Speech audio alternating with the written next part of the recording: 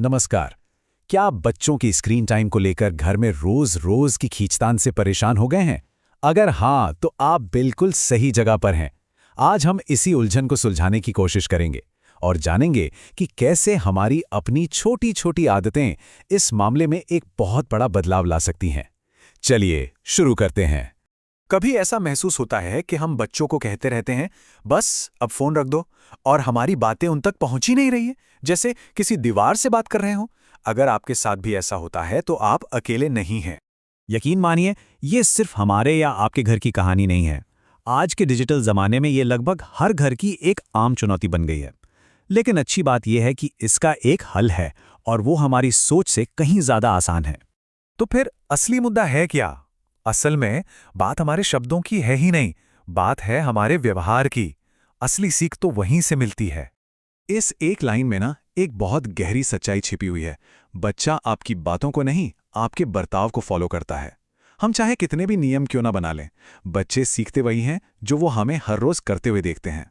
Psychology में से mirror effect कहते हैं। मतलब बच्चे एक आईने की तरह होते हैं जो अनजाने में ही हमारी आदतों, हमारे काम करने के तरीकों और यहाँ तक कि हमारी छोटी छोटी हरकतों को भी अपनी जिंदगी का हिस्सा बना लेते हैं। और पता है, ये मिरर इफेक्ट अक्सर हमारी रोज की उन आदतों से और भी मजबूत होता है जिन पर हमारा ध्यान तक नहीं जाता। चलिए, एक आम दिन का उदाहरण लेते हैं। जरा सोचिए, दिन भर की थकान के बाद हम घर लौटते हैं, दरवाजा खुलता है और उसके बाद क्या होता है? ये कहानी शायद हम में से कई लोगों को अपनी ही लगेगी। अक्सर होता यह है कि हम घर आते हैं, बच्चे को फ़ोन पर देखकर हल्की सी डांट लगाते हैं और फिर थकान मिटाने के लिए खुद ही फ़ोन या टीवी लेकर सोफे पर बैठ जाते हैं।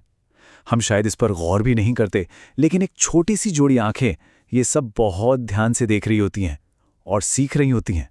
तो बच्चा, ये आदत आखिर सीख किससे रहा है? सिर्फ काम से लौटे हुए माता पिता से ही नहीं, बल्कि घर में मौजूद दादा दादी से भी, जो टीवी को अपना साथी मानते हैं, और घर के हर उस बड़े सदस्य से जिसके लिए खाली समय का मतलब ही मोबाइल पर स्क्रॉल करना है।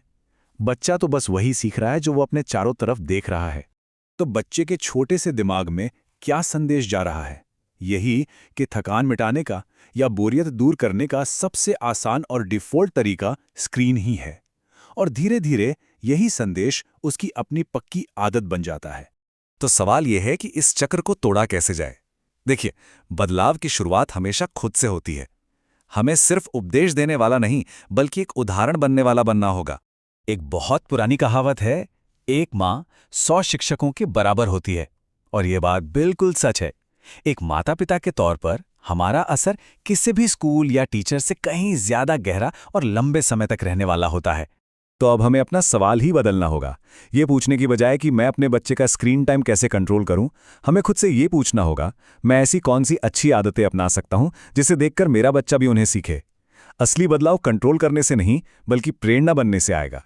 तो याद रखिए, हमारा सबसे शक्तिशाली हथियार हमारे निर्देश नहीं, बल्कि हमारा अपना आचरण है। हम जो करेंगे, हमारे बच्चे वही बनेंगे। आखिरकार बच्चे हमारी ही तो परछाई हैं, है ना? तो चलिए आज एक पल रुककर खुद से यह सवाल जरूर पूछें, ठीक इसी समय हमारे बच्चे हमसे कौन सी आदतें सीख रहे हैं? इस सवाल का जो जवाब मिलेगा ना, वही हमें बदलाव की सही राह दिखाएगा। इस पर सोचने के लिए आपका शुक्रिया।